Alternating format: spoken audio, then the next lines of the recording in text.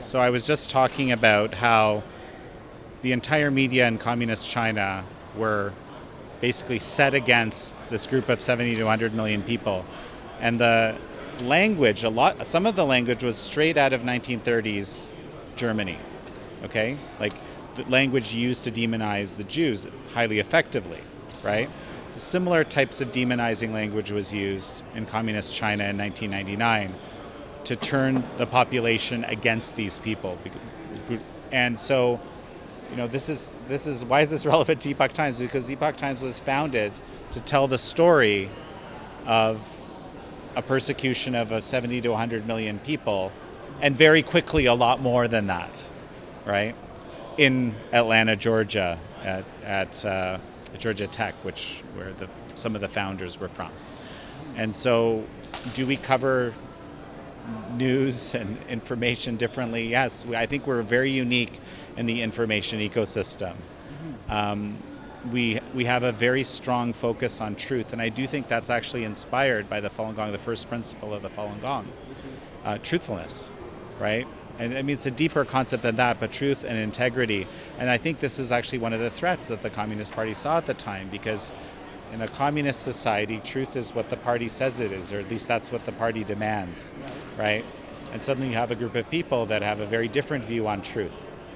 And so that spirit, right, that animated the first reports from inside communist China, that were in America and many other places. I think our English edition was started in 2004, and quickly expanded beyond just covering China. Probably 7 or 8 years ago, the English edition eclipsed the Chinese edition. We're actually in 22 languages.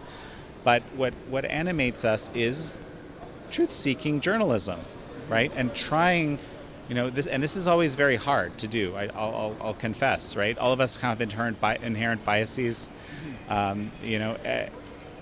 We meaning as humans. 100%. Well, and as journalists, right?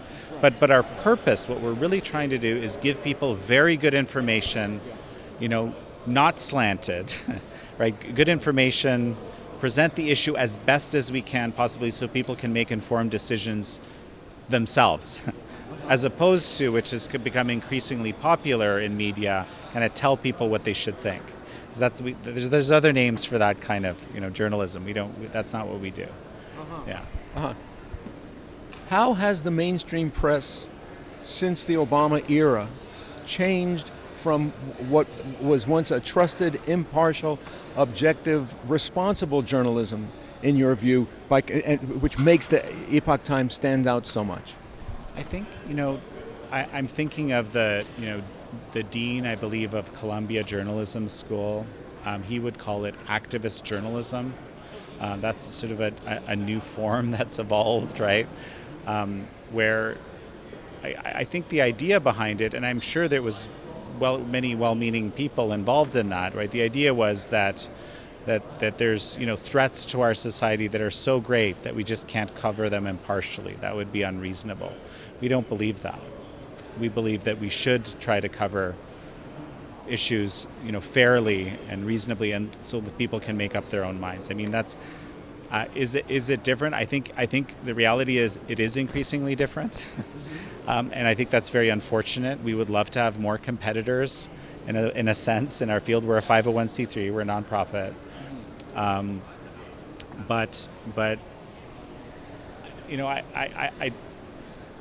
I don't like to. I think I think the key is that's why people come to us, because they want that. There's an interest in that kind of news, right? Which is unfortunately very rare today.